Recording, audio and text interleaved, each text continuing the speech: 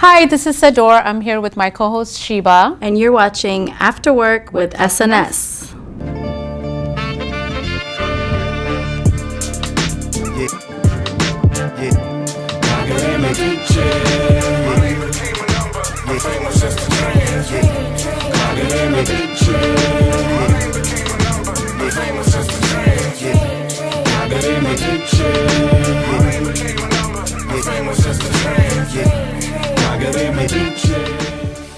Today's topic is about gentrification, specifically in the DC area. We've seen major changes, great changes. Developers are coming in, building new residential, condos, office buildings, but that also means pushing the original residents out. They're relocating. We're kind of losing the culture and everything we love about DC. Now, how do we preserve that culture without, compromising the new developments? Yeah, I mean, some would even say that it's called cultural genocide, right? With what's happening, it's definitely good infrastructure and brand new buildings and new influx of income that's coming into the city. So that's a plus, and we certainly want that. I mean, this is the capital of the country, right? But the problem is low-income neighborhoods are being disproportionately affected by this. And, even I think it was the Washington Post where we were reading, and it said that DC has the worst intensity of gentrification of any city in the U.S., and that's certainly horrible. But beyond that, 40% as of late, in the past 10 to 15 years or so, of low-income neighborhoods within the district have been victim to this, and we've seen this in so many examples recently. The Metro PCS incident, for instance, by 7th Street, that was a big issue for the entire neighborhood. Exactly, and also Howard University was affected by that as well. I mean, new residents are using the yard for the dog park, working out and everything else. Anything and everything. Yeah, and students were very vocal about it.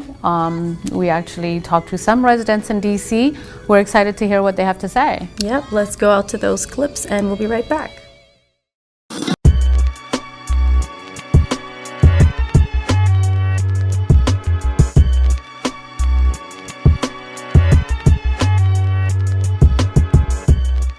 I'm here with David from Howard University. Hi, David. How are you? I'm doing well. How are you? Good. I see that you go to Howard University. What are you studying? What are you majoring? So I'm a political science major. Oh, perfect. You mentioned earlier that this is your last year. Congratulations. Thank you so much. Yeah, this is my graduating in like 10 days, 9 days actually. So. Oh wow! Congratulations. We're actually out here in DC talking about gentrification. What are your thoughts on that? So I think it's a really salient issue. There are a lot of businesses like Sankofa, like businesses all up and down the U Street corridor that are being affected by this, and there aren't really any kind of institutional checks to prevent it. There aren't any tax credits being extended. There aren't any forms of relief for these businesses, and it's really sad, at least to me, because these are the culture and the history of this area, and that's what makes it so lucrative to these people who are coming in, and then they're being pushed out for, I don't know, a Whole Foods or something. Right, that's a great point. What do you think we should do as a community? So I think that one of the things that we definitely have to do is we have to support our businesses. So, one of the ways that a business like Sankofa or a business like, Oohs and Ahs or whatever can stay open is when we patronize it. We give them our money. We basically vote with our dollars. In addition to that, we also have to do things like be involved in local politics. Like, for example, today is Thursday, the 2nd of May. Yeah, there's a neighborhood commission meeting that's literally happening tonight, and they're talking about gentrification. They're talking about what can be done, but are people going to go to that? We'll see. But it's important that we be at these meetings, that we actually sit at the table where the decisions are being made, because only then can we actually have an influence on what those decisions are. I really appreciate you talking to us, and congratulations on your graduation. Yeah, thank you so much. Hi guys, so this is Sheba, and here we are at the Sankofa store in Washington, D.C. I'm here with Shurikiana Garima. She is owner of the bookstore and a filmmaker. Thank you for joining us, and thank you for the interview. Thank you. The topic we're covering with gentrification in DC specifically has been top of mind. Ms. Girima, if you would please tell us about what you know about what's happened within the DC area with gentrification and your thoughts. Okay, so thank you very much, first of all, for having a program that deals with this topic. You know, the idea of gentrification is something that is so multifaceted, because I hear people constantly saying, oh, DC is doing a great job, you guys are developing, you guys are becoming such a hip place, oh, DC is a place. But, you know, the underside of that development is so ugly that I don't think that if people really saw it up close, people who are not experiencing it, they see it up close, they won't enjoy that beer at the new brewery that's built in the middle of a black neighborhood, if they knew what the cost of that so-called development is. We've been following this story and read some things in the Washington Post about how so much money has been pumped into neighborhoods that are of low income, specifically black neighborhoods, have been victim to this whole displacement over the past 10 years. I did a film in 1975 or 6 called Brick by Brick. It's a short documentary film. I was a student at Howard University, and that film looks at gentrification happening at that moment in time.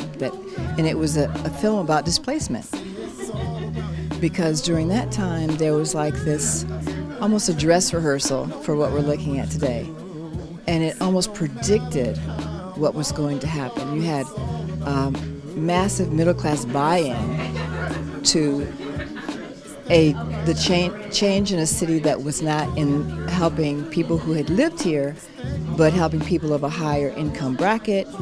And now you have this really explosion of that microcosm, so that it's not even a matter of being a higher income bracket to take advantage of gentrification, but they're shipping in people from across the country with jobs. They're recruiting people from way outside of the DC area for jobs here, instead of making sure that the kids that are going through the public school system are trained to be able to fill those jobs and to add to the cultural and creative and intellectual development of a city. And just to add a question or ask a question to what you just said, and the target group has been millennials and such, that they've been sort of attracting from elsewhere and not giving the job opportunities to the local and younger people. So, which, you know, the Howard University students have been very openly vocal about this. And have you had any interaction or any involvement in that? What's been happening with the outcry from the community? Well, we're across the street from Howard University, so we interact with Howard students all the time. And I have to say that I'm happy that they are beginning to take a stand at some level regarding gentrification that's happening right around them. I think that the level of fight back and pushback is incredibly disproportionate to the need. Absolutely. And, you know, we talked about government officials and what they could be doing. We've seen some of the stuff and read some, but what can people like us who are local and within the community do to enhance, I guess, the knowledge of what's been happening and what anybody can do, basically, to aid the fight against it? So first of all, I think one of the reasons that this is catching us at such a vulnerable time is because we haven't prepared our young people with information. We run a bookstore and we see a number of young people coming through here, but this place should be flooded. People should be looking at the shelves saying, oh my God, I didn't know that Stokely Carmichael went to Howard University. And he did fight a battle for the right for black people to enjoy life at a certain level during his era. I can learn from this. And so reading this material, reading Frantz Fanon, reading Asada, George Jackson, prepares you so you can see it coming. You don't have to act new. Oh, that's what are they doing? No, you can recognize it ahead of time. And so your response can be thought through. You can be more prepared for what to do. So I don't think any of you and I have an answer to gentrification in a nutshell like that. I know that preparing ourselves with information is very important. Reading, questioning, watching programs, watching movies, having conversations with people that you like and don't like is very important. And then you come up with a way to fight back. We're here with Roy Lewis. He is the photographer for the Washington Former. As we talked earlier, we're covering the topic of gentrification, particularly in DC. Right. I understand that you guys have been covering that topic for the past couple of years. Right. If you can just give us a little background about gentrification, and we can talk about the property taxes that are affecting small businesses in the DC area. Yeah, it's one of the tools that's being used to get people. You can't afford your taxes, then you can't afford to be in the property, and the property taxes are raised so high now until you can't afford to pay them anymore because a lot of the people are living on fixed incomes. In the case of this building, Sankofa, of course, if Sankofa can be affected, what about a citizen who is senior, who is in their house and on fixed income, and the taxes go from here to there? They can't afford it.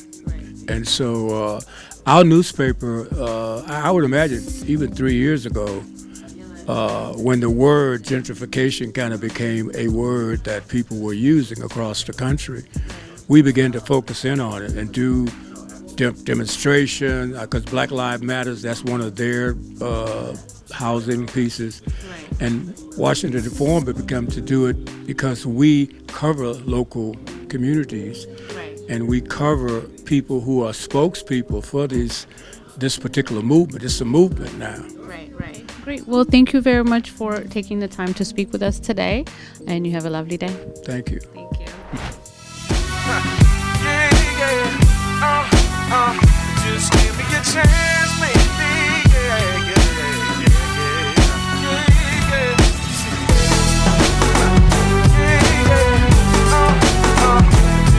The Metro PCS store on the corner of Florida and 7th Street in Northwest Washington, D.C. is a prime example of the bustling music culture of the city. D.C. natives who frequently drive or walk by this area are used to the booming sounds of go-go music, a music genre birthed and preserved here in the city. Metro PCS owner Don Campbell was recently in the press after complaints from a nearby resident who threatened the company with a lawsuit, sparking the attention and anger of many DC natives who launched a campaign against this form of attempted cultural erosion. Demonstrations in support of the store and DC's culture resulted in gathering 61,000 signatures on a petition calling for the reinstatement of the music. I'm here in the Metro PCS store with Don Campbell. He's the owner here and has been in the center of the controversy that happened with Metro PCS, and he's played a key role in fighting for preserving the culture of go-go music. Sir, if you would just tell us what this experience has meant to you and what you would say to us to keep pushing the movement. It means a lot to me. I guess the community stuck up for me. That was very good. Everybody's voices were definitely heard. And what we're trying to do right now, we have a GoFundMe set up that we're trying to do free GoGo. So if you go to free GoGo, you go to GoFundMe and go to free GoGo, we're trying to do a streaming website to keep the music heard. Wonderful, wonderful. And when would that be up? Right now, you can actually go to our website, which is centralcomdc.com, and you can actually view it. But we're looking at the next 60 days. The message we want to leave you with is this: you can't preserve history without preserving the culture, and you can't preserve the culture if you remove the people. The powers that be will always look for advantage in the local community. So the people who live, pay taxes, and are the fabric and the heartbeat of the city ultimately decide what happens to their community. So as we have seen and heard, keep informed, Join the effort in your local community to fight against the external influences that are not cultivating but rather decaying local cultures. If you're interested in getting more information and being involved, visit the website on the screen below. So that's our show for today. Thanks for watching, And don't forget to comment and subscribe below. and we'll see you next time after work.